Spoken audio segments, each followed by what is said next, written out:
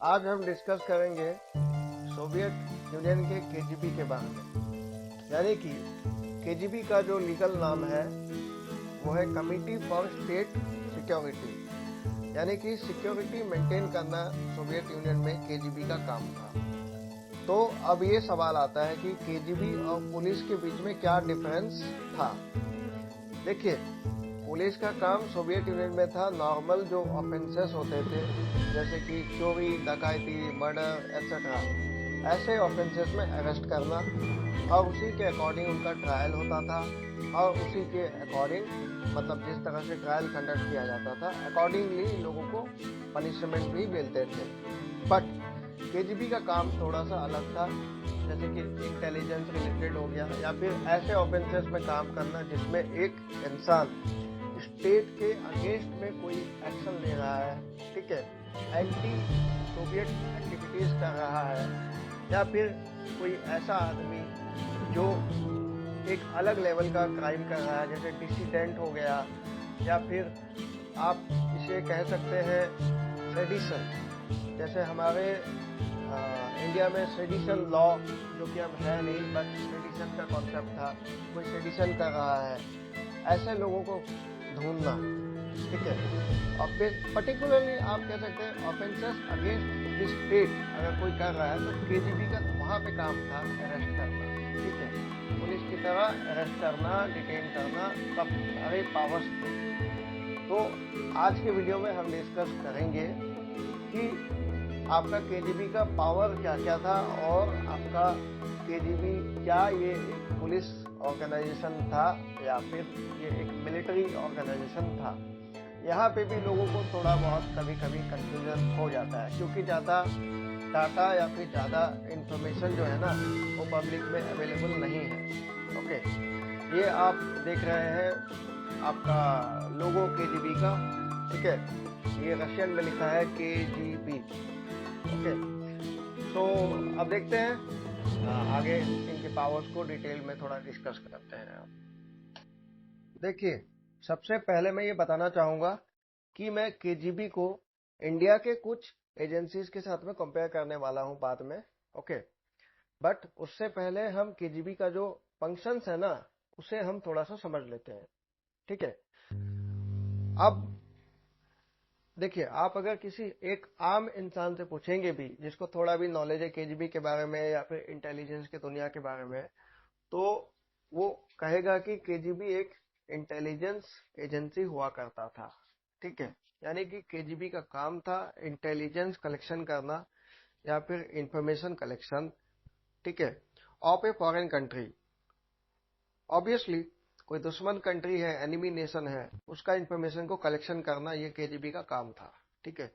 जैसे आपका इंडिया में है रॉ, आईबी एटसेट्रा एटसेट्रा, ये लोग जैसे करते हैं इस तरह के काम, ठीक है। उसके बाद आपका केजीबी का सेकंड फंक्शन जो कि था वो है असैसिनेशन, यानी कि किसी फॉरेन कंट्री में जाके किसी को असैसिनेट करके आना, जिससे कि वहां का जो पॉलिटिकल आउटकम है या फिर जो ऑन दी फील्ड जो भी सिचुएशन है उसमें थोड़ा सा ऑल्टरेशन हो जाएगा, और इसी ऑल्टरेशन की वजह से कुछ ऐसे सर्कमस्टेंसेस या सिचुएशन क्रिएट होंगे जो कि सोवियत यूनियन के फेवर में होगा या फिर केजीबी के फेवर में होगा, क्योंकि केजीबी जो है हमेशा सोवियत यूनियन के इंटरेस्ट में काम करता था। तो कोई भी चीज जो केजीबी के फेवर में अगर निकल रहा है तो वो अल्टीमेटली सोवियत यूनियन के फेवर में ही निकल रहा है, ये माना जाता था। इसीलिए असैसिनेशन करना जरूरी हो जाता था। But at the same time KGB को अगर किसी इंसान को जो कि सोवियत यूनियन के अंदर में रहता है अगर उसे भी असैसिनेशन करना है, so that was also permitted, ठीक है। इस सेकेंड कैटेगरी में फॉरेन असैसिनेशन भी है, डोमेस्टिक असैसिनेशन भी है, यानी कि घर के अंदर भी अगर कोई दुश्मन बैठा है उसे भी असैसिनेट करना केजीबी का काम में ये गिना जाता था, ठीक है। अब उसी तरीके से जैसे ये इंटेलिजेंस करते थे वो काउंटर इंटेलिजेंस भी करते थे।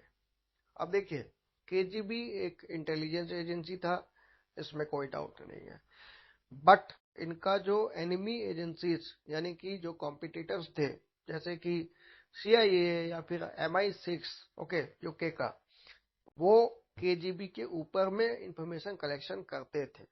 तो उसको काउंटर करने के लिए केजीबी वाले भी इंफॉर्मेशन का कलेक्शन करते थे उनके अगेंस्ट में कि वो हमारे बारे में क्या इंटेलिजेंस कलेक्शन कर रहे हैं। तो इसी को कहा जाता है काउंटर इंटेलिजेंस। तो काउंटर इंटेलिजेंस भी केजीबी का काम था। जैसे कि आपका एक मोल को प्लांट कर देना किसी फॉरेन इंटेलिजेंस एजेंसी में, वो अंदर की बातें निकाल के केजीबी के पास देगा। ठीक है, ऐसी सारी चीजें भी इनके काम का हिस्सा हुआ करता था।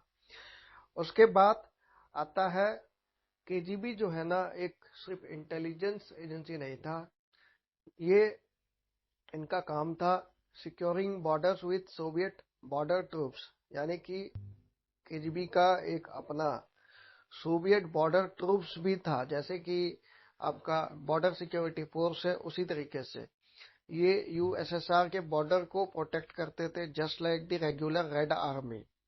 ठीक है, तो यहाँ पे आपका सिर्फ आर्मी नहीं, सोवियत बॉर्डर ट्रूप्स में आपका आर्मी, नेवी, एयरफोर्स सब इंक्लूडेड थे और इनको कंबाइंडली कहा जाता था सोवियत बॉर्डर ट्रूप्स। बट ये केजीबी का ही एक डिवीजन था और केजीबी के अंडर में डायरेक्टली ये काम करता था। यानी कि ये मिनिस्ट्री ऑफ डिफेंस में नहीं थे, बल्कि कमिटी ऑफ स्टेट सिक्योरिटी में ये आते थे और ये डायरेक्टली केजीबी का जो डायरेक्टर है उसको वो रिपोर्ट करते थे। यानी कि मिलिट्री वाला काम जो है सोवियत बॉर्डर ट्रूप्स वो भी केजीबी करते थे। इनका इस डिवीजन का यही काम था। उसी तरीके से केजीबी का एक और काम था प्रोटेक्टिंग द पॉलिटिकल लीडरशिप, या फिर जो कम्युनिस्ट पार्टी के जो ऑफिशियल्स थे या फिर high ranking officials including the president, उसे प्रोटेक्ट करना भी केजीबी का काम था। तो हमारे देश में या फिर अमेरिका में जैसे सीक्रेट सर्विस होते हैं जो प्रेसिडेंट को प्रोटेक्ट करते हैं, वो वाला काम भी केजीबी का था। तो इसीलिए इनका काम प्रेसिडेंट को प्रोटेक्ट करना भी था। तो सीक्रेट सर्विस का जो काम है वो भी केजीबी का काम था। ठीक है, उसके बाद आपका केजीबी का ये भी एक काम था कि उनके यहाँ जो पॉपुलेशन रहती थी उसके ऊपर कड़ी निगरानी रखना, सर्वेलेंस करना और ये देखना कि कोई दुश्मन कहीं हमारे अंदर सोवियत सोसाइटी में घुस के तो नहीं बैठा है, या फिर कोई दुश्मन एनिमी एजेंसी का कोई एजेंट हमारे सोसाइटी में एकदम मिल के तो नहीं बैठा है, घुल मिल गया है और पता नहीं चल रहा है। उसको भी ढूंढ के निकालना और उसको अकॉर्डिंगली अरेस्ट करना या जो भी करना, उसके ऊपर कार्रवाई वो करते थे। तो जनरल सर्वेलेंस वो करते थे अपने पॉपुलेशन के ऊपर। अब सवाल ये आता है, व्हाट वाज इट? केजीबी जो था वो रेगुलेटेड बाय मिलिट्री लॉ था, यानी कि मिलिट्री लॉ के द्वारा रेगुलेटेड होते थे और इन्हें मिलती थी military training just like the regular red army. ठीक है, और केजीबी के अंदर मिलिट्री रैंक्स हुआ करते थे, जैसे कि captain, major, colonel, lieutenant colonel, etcetera etcetera. ठीक है, पुलिस के रैंक नहीं थे, मिलिट्री के रैंक थे। ठीक है, बट इनको सीक्रेट पुलिस इसीलिए कहा जाता था क्योंकि ये मिलिट्री यूनिफॉर्म डेली नहीं पहनते थे। इनको इनफैक्ट पहनने की कोई जरूरत ही नहीं थी। ये सिर्फ कभी कभार कोई फंक्शन हो गया या फिर प्रेसिडेंट को कोई रिपोर्ट जाके देना है या फिर कोई इंपॉर्टेंट मैटर को डिस्कस करना है, केजीबी ऑफिस जाके डायरेक्टर से मिलना है, तब वो यूनिफॉर्म पहनते थे। अदरवाइज 95% ऑफ द टाइम वो विदाउट यूनिफॉर्म रहते थे। बट इनके पास सारे पावर्स थे जो पुलिस के पास होते हैं नॉर्मली, जैसे कि अरेस्ट करना, डिटेन करना, इंटरोगेशन करना वगैरह वगैरह। इसीलिए इनको कहा जाता था सीक्रेट पुलिस, यानी कि पुलिस का ये काम करते थे बट ये सीक्रेटली करते थे, इसीलिए इनको सीक्रेट पुलिस कहा जाता था। इसके अलावा केजीबी का अपना कुछ स्पेशलाइज्ड फंक्शंस भी था। ठीक है, आप अभी तक ये समझ गए हैं कि केजीबी एक मिलिट्री या पुलिस टाइप का ऑर्गेनाइजेशन था, बट केजीबी का अपना भी तो कोई स्पेशलाइज्ड एरिया होगा ना। ठीक है, तो वो स्पेशलाइज्ड एरिया था इंटेलिजेंस एंड असैसिनेशन। ये केजीबी का अपना एरिया था जिसमें वो मास्टर थे, ठीक है। स्पाइस थे, राइट। तो स्पाइस का काम क्या होता है? खबर को चुराना, दुश्मन को मारना, एटसेट्रा एटसेट्रा। और इन्हें साथ में खासियत ये है कि इनको कंप्लीट मिलिट्री ट्रेनिंग दिया जाता था, जैसे कि टैंक्स को कैसे ऑपरेट करते हैं, या फिर शिप्स को या सबमरीन्स को कैसे चलाते हैं, या फिर एयरक्राफ्ट को कैसे उड़ा के जाते हैं। ओके, इसको समझाने के लिए मैं एक एग्जांपल देता हूं। जैसे कि फॉर एग्जांपल कोई केजीबी एजेंट एक नेटो कंट्री में है, फॉर एग्जांपल वेस्ट जर्मनी। वहां पे एक अच्छा एयरक्राफ्ट है नेटो का, जिसमें कुछ टेक्निकल एडवांटेजेस है, या फिर कुछ नया एयरक्राफ्ट आया है जिसके बारे में सोवियत यूनियन को पता होना चाहिए। ओके, तो उस एयरक्राफ्ट को वो वहां से चुरा के सोवियत ब्लॉक में लेके उड़ाते हुए चला जाएगा। तो उस समय ये वाला स्किल जो है उसको बहुत काम आएगा। उसी तरीके से आपको नहीं पता कि कब टैंक चलाने की जरूरत पड़ जाए या फिर कब शिप ऑपरेट करने की जरूरत पड़ जाए, इसीलिए इन लोगों को कंप्लीट ट्रेनिंग दिया जाता था। Okay, army plus navy plus air force तीनों वाला ट्रेनिंग। और इसीलिए ये एक फॉरेन कंट्री में बड़े अच्छे तरीके से ऑपरेट कर पाते थे। इसके अलावा केजीबी का एक और काम था काउंटर टेररिज्म ऑपरेशन, यानी कि इंडिया में जैसे नेशनल सिक्योरिटी गार्ड्स होते हैं एनएसजी, उसी तरीके का ये काम करते थे। यानी कि कोई टेररिस्ट अटैक अगर हो गया है तो उसके ऊपर कार्रवाई करना भी केजीबी का काम था। और साथ में, और ये सबसे इम्पोर्टेंट बात है, कि इनको कंप्लीट मार्शल आर्ट्स ट्रेनिंग भी दिया जाता था। यानी कि अगर वेपन्स या फिर बंदूक हथियार वगैरह वगैरह नहीं है तो भी हाथ से काम चल जाएगा। दुश्मन को न्यूट्रलाइज करने का कैपेसिटी वो रखते थे, ठीक है। अपने हैंड्स का इस्तेमाल करते हुए उसी में ही वो सेल्फ सफिशिएंट थे। एक आदमी भी 3-4 आदमी को मारने का कैपेसिटी रखता था। इसीलिए इनको कंप्लीट मार्शल आर्ट्स ट्रेनिंग दिया जाता था। ऑलमोस्ट सारे एजेंट ब्लैक बेल्ट होते थे, ठीक है। तो गन नहीं तो सही, कोई बात नहीं, हम हाथ से ही काम चला लेंगे। ओके, उसके बाद आपका ये भी एक इम्पोर्टेंट एस्पेक्ट है, हायरिंग एजेंट्स या फिर हायरिंग एसेट्स आप कह लीजिए, ठीक है। इंटेलिजेंस के दुनिया में इनको एसेट्स कहा जाता है। कोई फॉरेन इंटेलिजेंस में किसी एजेंट को हायर करना या वहां के एजेंट को खरीद लेना, ठीक है, ऐसा इस तरह की एक्टिविटीज इसे कहते हैं हायरिंग एसेट्स, ठीक है। और ये होता है आपका part of the information collection, यहाँ जो मैंने अभी बताया था।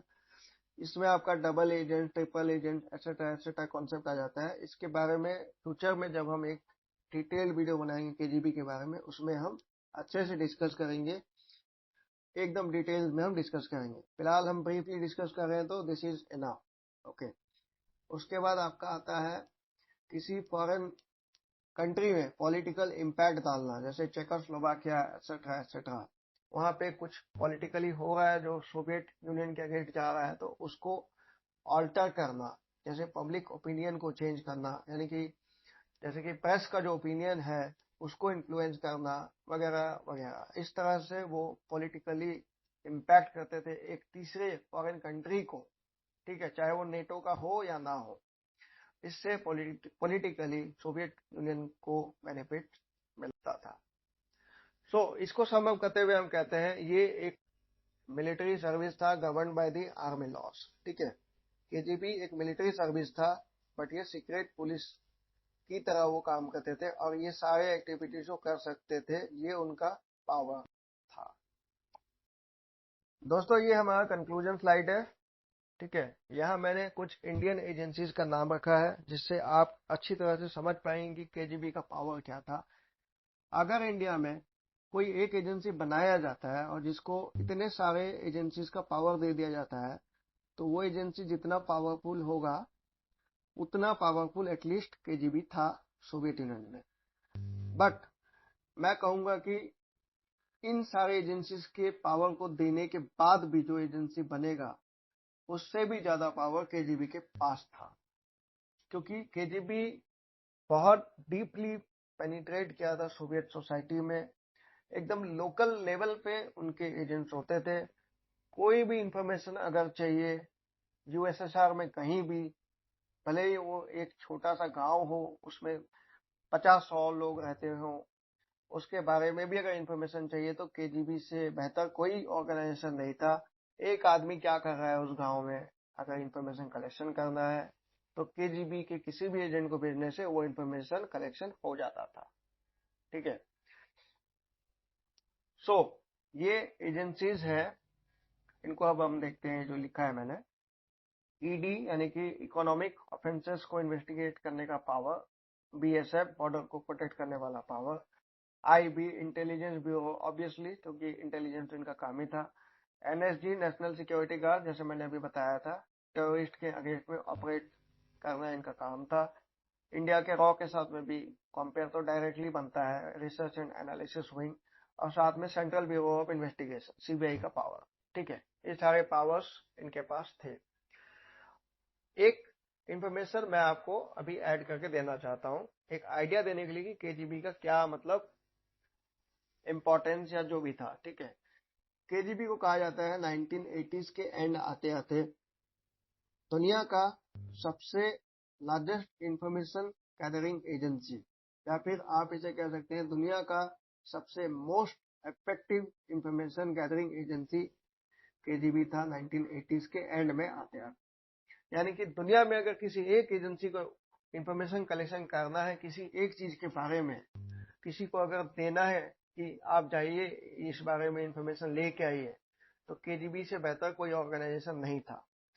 Even better than CIA and MI6, उससे भी बेटर ये थे इंफॉर्मेशन को कलेक्शन करने में by the end of 1980s।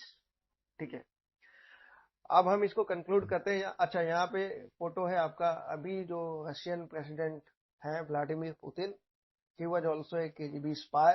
तो Vladimir Putin as KGB spy, ये उनका फोटो है विथ यूनिफॉर्म। ठीक है, हम इसको कंक्लूड ऐसे करेंगे। इंग्लिश में आप सब ने एक डायलॉग पढ़ा होगा, jack of all trades master of none. ठीक है, यानी कि एक ऐसा व्यक्ति जिसको बहुत सारे एक्टिविटीज के बारे में एवरेज से ज्यादा पता है, बट वो किसी एक फील्ड में मास्टर नहीं।